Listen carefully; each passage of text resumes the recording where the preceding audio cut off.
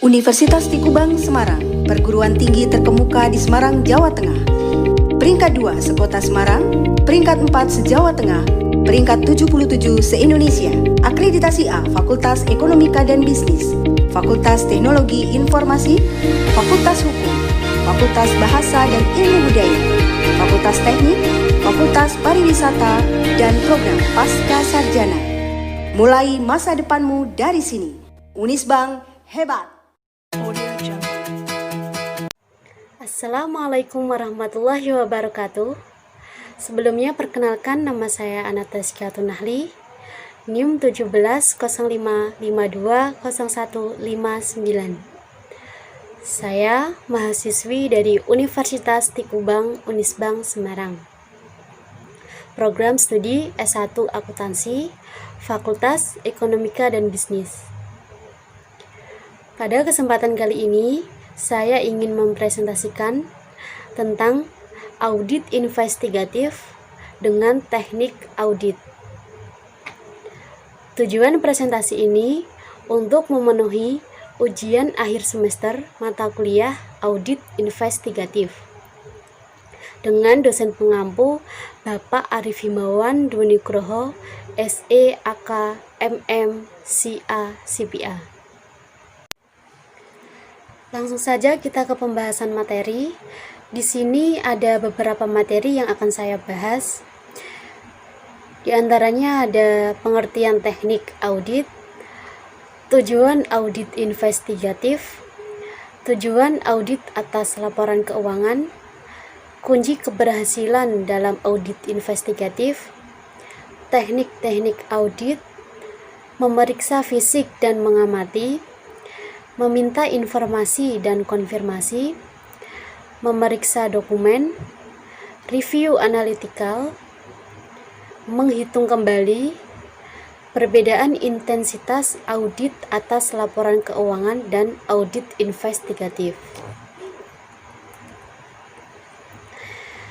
Sebelumnya saya akan menjelaskan terlebih dahulu apa itu audit investigatif. Audit investigatif adalah proses mencari, menemukan, mengumpulkan, dan menganalisis serta mengevaluasi bukti-bukti secara sistematis oleh pihak yang berkompeten dan independen untuk mengungkapkan fakta atau kejadian yang sebenarnya tentang indikasi tindak pidana korupsi atau tujuan spesifik lainnya sesuai peraturan yang berlaku. Jadi di sini audit investigatif adalah proses mencari serta mengevaluasi suatu bukti secara sistematis oleh pihak yang berkompeten untuk mengungkapkan fakta atau kejadian yang sebenarnya. Sasaran audit investigatif adalah kegiatan yang di dalamnya ini diduga terjadi penyimpangan dari peraturan yang berlaku. Istilah audit investigatif ini menegaskan bahwa yang dilaksanakan adalah suatu audit. Audit umum dan audit keuangan ini bertujuan memberi pendapat auditor independen mengenai kewajaran penyajian laporan keuangan. Audit investigatif lebih dalam dan tidak jarang melebar ke audit atas hal-hal yang tidak disentuh atau tidak tersentuh oleh opini audit.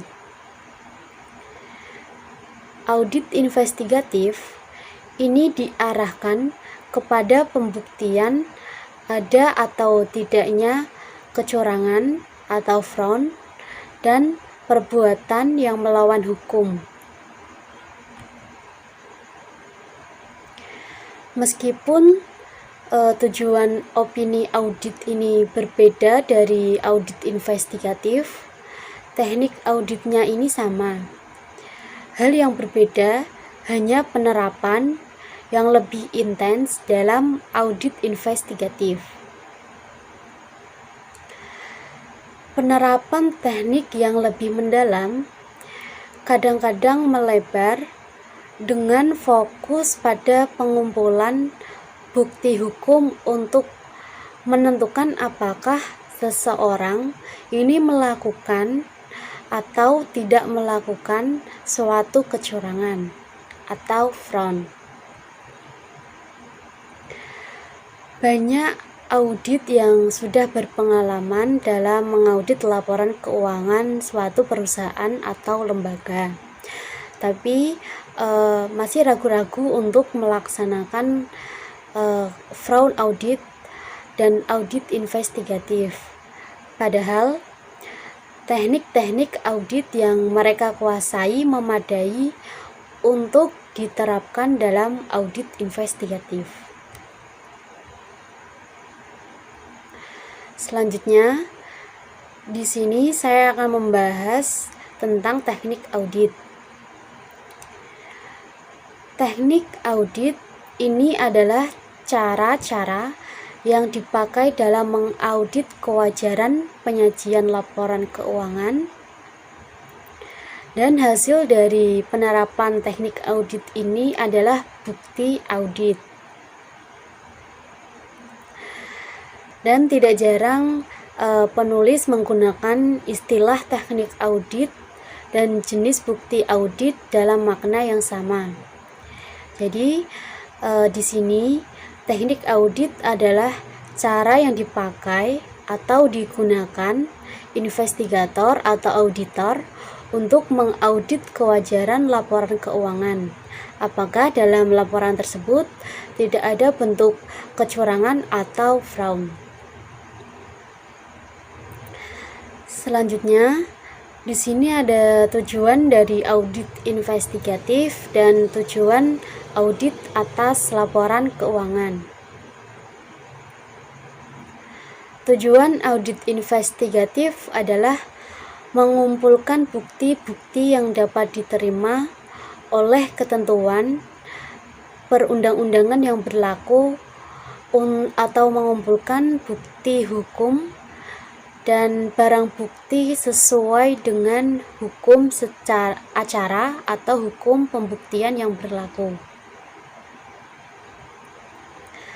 Sedangkan dalam audit atas laporan keuangan, ini tujuannya adalah memberikan pendapat atau independent auditor opini mengenai kewajaran laporan keuangan sesuai dengan standar akuntansi keuangan.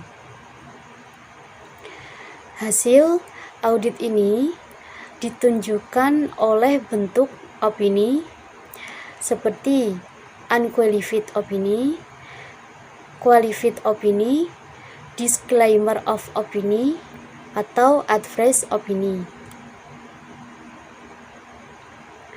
Dalam audit atas laporan keuangan, auditor mengumpulkan bukti audit untuk memberikan reasonable assurance atau keyakinan yang memadai. Audit investigatif ini lebih dalam dan lebih luas dari audit atas laporan keuangan, karena bukti hukum dan barang bukti yang dikumpulkan akuntan forensik akan diuji dalam persidangan. Persidangan di sini bisa di pengadilan atau di luar pengadilan. Pengujian inilah yang akan menentukan apakah bukti dan barang bukti ini dapat menjadi alat bukti yang dapat memberikan keyakinan kepada majelis hakim di dalam pengadilan atau di luar pengadilan.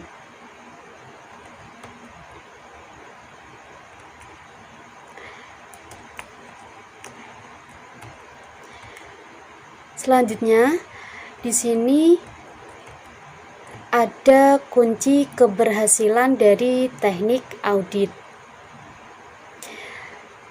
Di sini ada beberapa kunci keberhasilan yang digunakan teknik audit investigatif.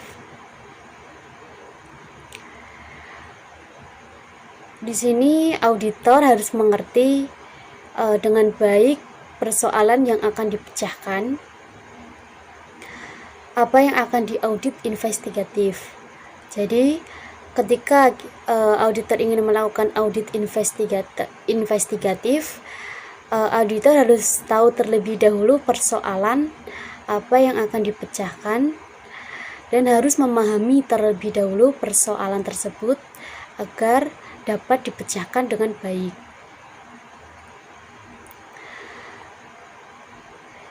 Investigator di sini harus menguasai dengan baik teknik-teknik audit investigatif. Penguasaan yang baik memungkinkan investigator menerapkan teknik yang tepat untuk menyelesaikan persoalan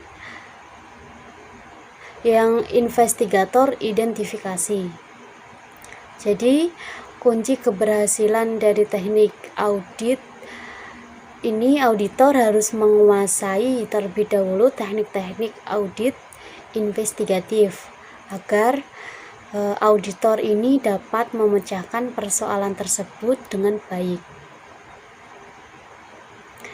Investigator di sini juga harus cermat dalam menerapkan teknik yang dipilih. Biarpun tekniknya ini tepat, apabila pelaksanaannya ini tidak cermat, maka hasilnya tidak seperti yang diharapkan. Itulah sebabnya mengapa professional care merupakan standar audit yang penting. Dalam audit investigatif, kecermatan ini terlihat antara lain dari cara investigator mengajukan pertanyaan, menentukan kapan pertanyaan tersebut harus diajukan, menindaklanjuti jawabannya, dan mempertanyakan sesuatu kepada yang diaudit. Selanjutnya, investigator ini harus cermat dalam menarik kesimpulan dari hasil penerapan teknik investigator. Investigator ini pilih temuan yang kelihatannya sepele di tangan penyelidik yang mempunyai pengetahuan dan pengalaman yang luas dan merupakan bukti yang kuat dalam proses pengadilan. Selanjutnya di sini saya akan membahas tentang teknik yang digunakan dalam teknik audit. Di sini ada 7 teknik yang digunakan dalam teknik audit. Yang pertama, di sini ada memeriksa fisik. Yang kedua, di sini ada meminta konfirmasi atau confirmation.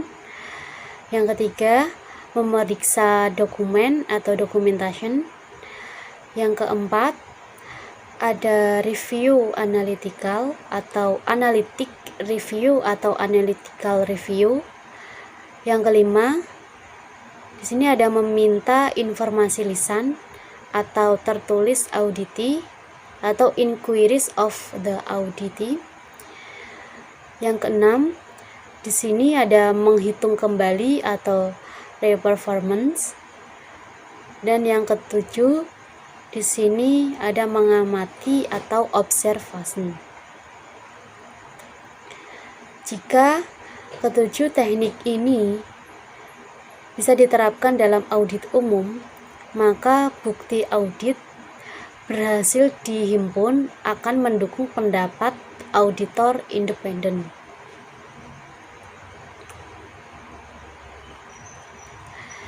Selanjutnya, saya akan membahas satu persatu dari 7 teknik yang saya sebutkan tadi, yaitu yang pertama ada memeriksa fisik. Memeriksa fisik di sini lazimnya diartikan sebagai perhitungan uang tunai, baik dalam mata uang rupiah atau mata uang asing, kertas berharga, persediaan barang, dan barang berwujud atau tangible asset. Yang kedua, di sini ada meminta konfirmasi. Teknik kedua ini meminta konfirmasi, ini meminta kepada pihak lain dari yang diaudit investigatif untuk menegaskan kebenaran atau ketidakbenaran suatu informasi. Dalam audit, teknik ini umumnya diterapkan untuk mendapat kepastian mengenai saldo utang piutang. Akan tetapi sebenarnya dapat diterapkan untuk berbagai informasi keuangan maupun non-keuangan. Dalam audit investigatif, kita harus memperhatikan apakah pihak ketiga mempunyai kepentingan dalam audit investigatif.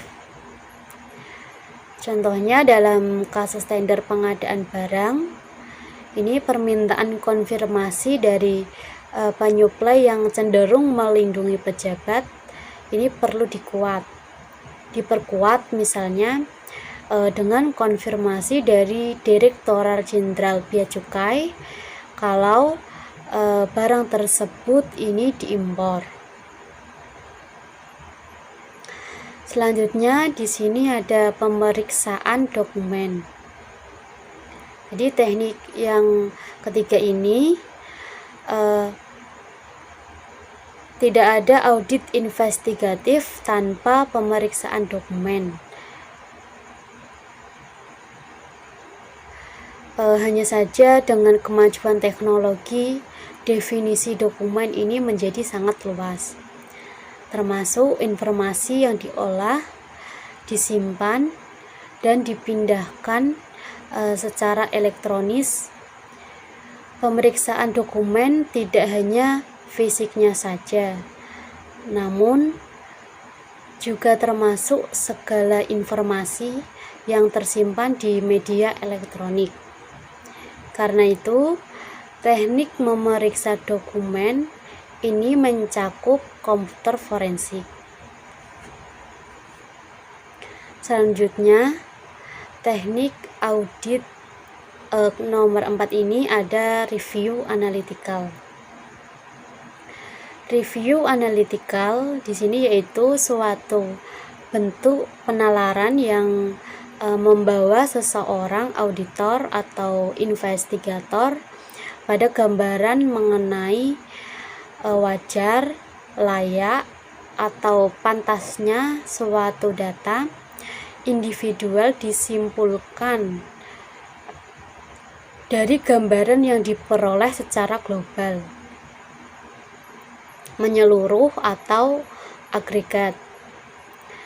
Kesimpulan wajar atau tidak diperoleh dari perbandingan terhadap benchmark. Kesenjangan antara apa yang dihadapi dengan benchmark. Apakah ada kesalahan, kecurangan, atau salah merumuskan patokan. Dalam review analytical, yang penting bukan perangkat lunaknya tetapi semangatnya, yaitu kuasai gambar besarnya terlebih dahulu.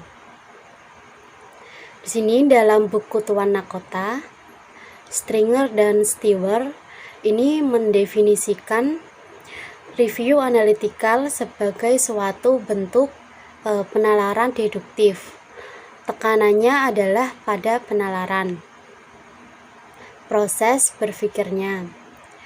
Penalaran yang membawa seseorang auditor atau investigator pada gambaran mengenai wajar, layak, atau pantasnya suatu data individual disimpulkan dari gambaran yang diperoleh secara global, menyeluruh, atau agregat. ada macam-macam variasi dari teknik-teknik review analytical. Namun, semuanya ini didasarkan atas perbandingan antara apa yang dihadapi dengan apa yang layaknya harus terjadi, dan harus menjawab sebabnya terjadi kesenjangan. Apakah ada kesalahan, fraud atau salah merumuskan suatu patokan. Di sini ada beberapa teknik review analytical. Yang pertama, di sini ada teknik review analytical Betriebs Vergleich dan Zeitvergleich. Yang kedua, di sini ada teknik review analytical membandingkan anggaran dan realisasi. Yang ketiga, di sini ada teknik review analytical analisis vertikal dan horizontal. Yang keempat, di sini ada teknik review analytical hubungan antara satu data keuangan dengan data keuangan lain. Yang kelima, di sini ada teknik review analytical menggunakan data non keuangan. Yang keenam, di sini ada teknik review analytical regresi atau analisis tren. Yang ketujuh, di sini ada teknik review analytical menggunakan indikator ekonomi makro.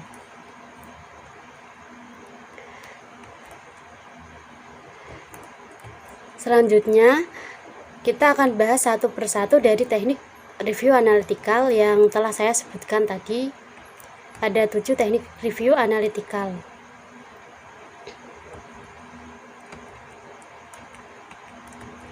Yang pertama dari Betriebs Vergleich and Zeitvergleich. Dalam Betriebs Vergleich, di sini membandingkan perusahaan yang diaudit investigatif dengan saingannya yang seukuran. Terutama kalau Betrieb lainnya cukup banyak, kita bisa mempunyai rata-rata industri yang andal. Pada dasarnya, Betriebs Vergleich ini yang dimanfaatkan akademisi untuk menganalisis kompetisi atau persaingan. Sedangkan dalam Zeitvergleich ini membandingkan perusahaan yang diaudit pada saat sekarang dengan hal di masa lalu. Dalam Zeitvergleich, kita ini mencoba memahami bagaimana perusahaan yang kita audit investigasi ini berbeda dengan masa lalunya. Selanjutnya, ini ada teknik review analytical membandingkan anggaran dan realisasi. Jadi dalam membandingkan anggaran dan realisasi ini dapat mengidentifikasikan adanya kecurangan. Hal yang perlu dipahami dalam membandingkan anggaran dan realisasi di sini adalah mekanisme pelaksanaan anggaran. Evaluasi atas pelaksanaan anggaran dan insentif yang terkandung dalam sistem anggarannya.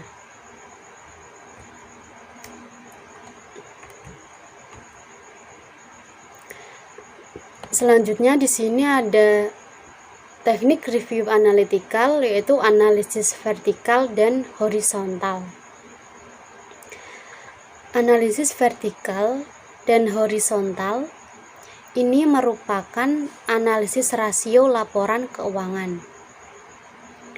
Analisis vertikal ini menunjukkan rasio antara suatu akun dengan akun lainnya dalam laporan keuangan untuk tahun yang sama. Contoh analisis vertikal dalam laporan laba rugi di sini ada rasio antara harga penjualan dengan penjualan, rasio antara laba kotor dengan penjualan, rasio antara biaya penjualan dengan penjualan, dan lain sebagainya. Analisis vertikal ini dapat dilakukan untuk neraca. Akun-akun neraca dapat dibandingkan misalnya dengan jumlah aset. Dengan analisis vertikal, kita dapat mengubah angka-angka laporan keuangan dari nilai yaitu rupiah atau mata uang lainnya menjadi angka-angka dalam persentase atau persen. Laporan keuangan dalam persentase ini disebut laporan keuangan yang berukuran sama. Sedangkan di sini analisis horizontal menunjukkan perubahan, kenaikan atau penurunan suatu akun untuk suatu tahun dibandingkan tahun sebelumnya atau tahun berikutnya. Angka-angka untuk akun yang sama dari tahun sebelumnya atau tahun berikutnya dalam penyajian laporan keuangan disajikan berdampingan. Oleh karena itu, ini kenapa analisis ini disebut analisis horizontal. Jadi, sini cukup jelas dari analisis vertikal. Di sini menunjukkan rasio antara suatu akun dengan akun lainnya dalam laporan keuangan untuk tahun yang sama. Sedangkan untuk analisis horizontal, di sini menunjukkan perubahan, yaitu perubahan bisa kenaikan atau penurunan suatu akun untuk suatu tahun dibandingkan tahun sebelumnya atau tahun berikutnya. Selanjutnya di sini ada hubungan antara satu data keuangan dengan data keuangan lain.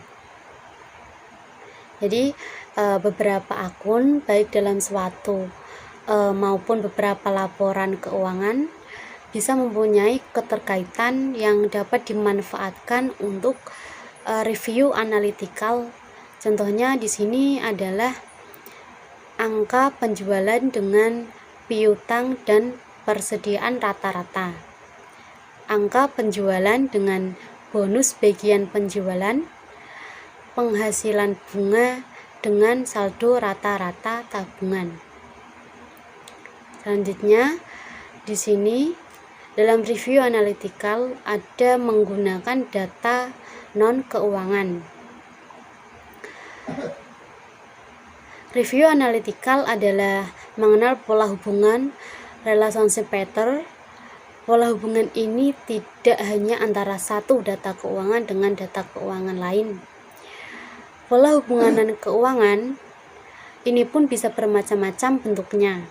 Contohnya di sini dalam bisnis perkebunan ada hubungannya antara jumlah pupuk yang dipergunakan dengan hasil produksi atau panen, angka masukan maupun angka keluaran di sini dinyatakan dalam satuan non keuangan seperti jumlah ton untuk pupuk dan sawit.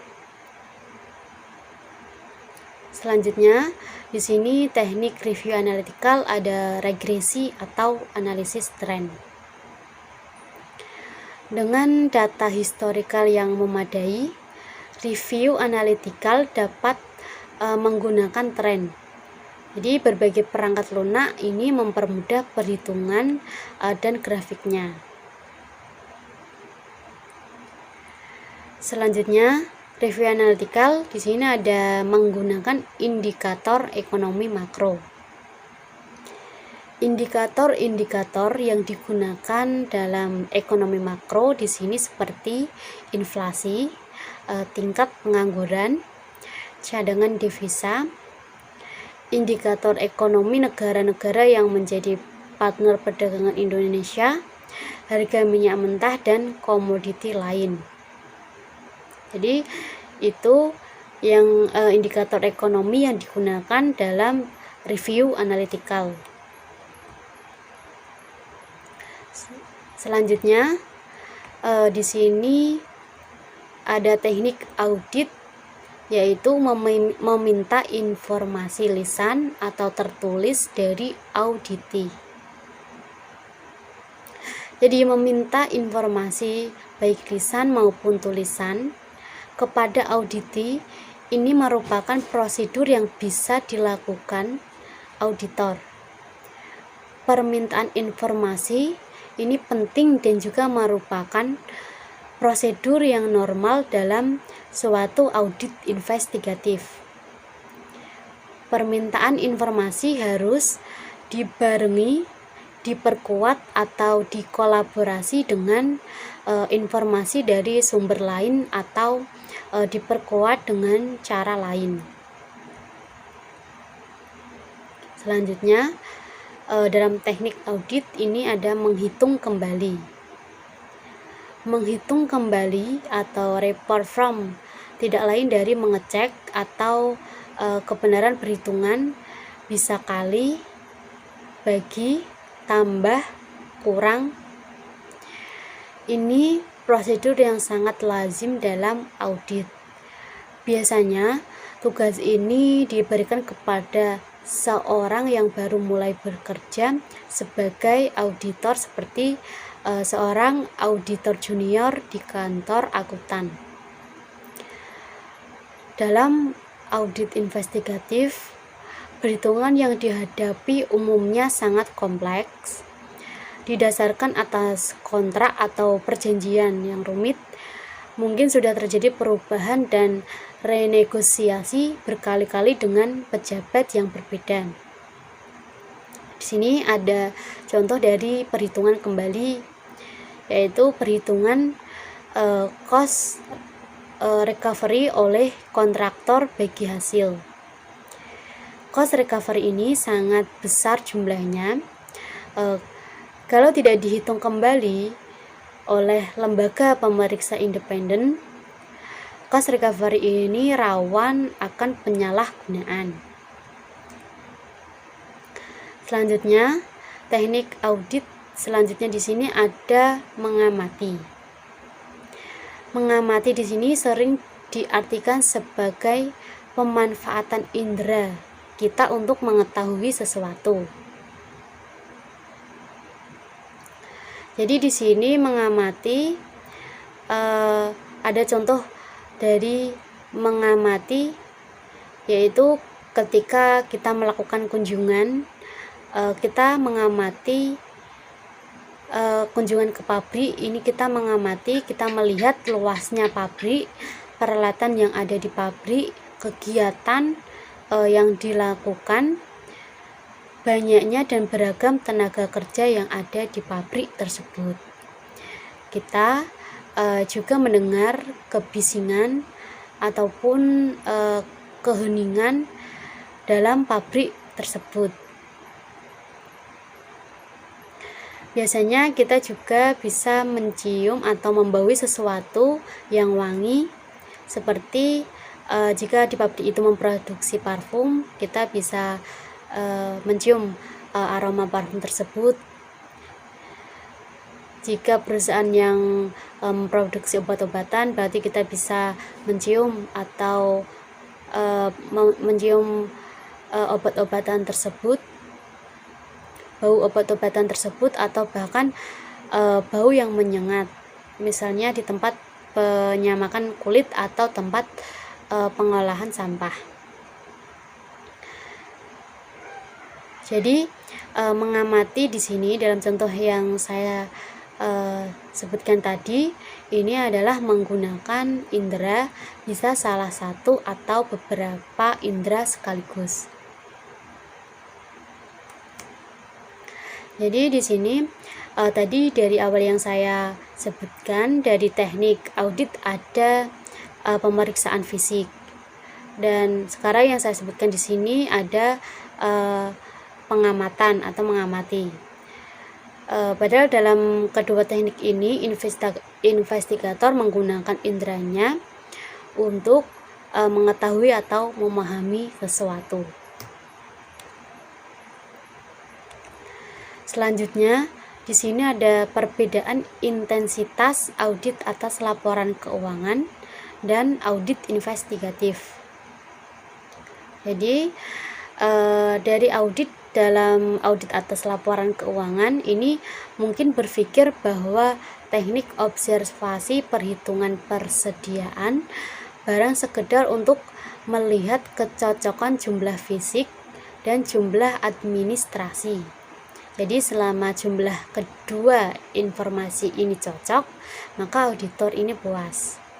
Sedangkan untuk auditor dalam audit investigatif ini memanfaatkan teknik observasi perhitungan persediaan barang untuk menentukan apakah persediaan barang tidak terlalu banyak dibandingkan dengan kebutuhan normal atau jumlah pesanan yang ekonomis. Auditor ini melihat potensi kecurangan dalam pengadaan barang yang berlebihan. Tidak jarang cara berpikir yang kurang hati-hati dalam audit atas laporan keuangan atau cara berpikir lebih hati-hati dalam audit investigatif. Di sini seolah-olah membedakan keduanya. Ini sebenarnya tidak boleh terjadi. Cara berpikir auditor untuk audit atas laporan keuangan dan auditor dalam audit investigatif seharusnya ini sama.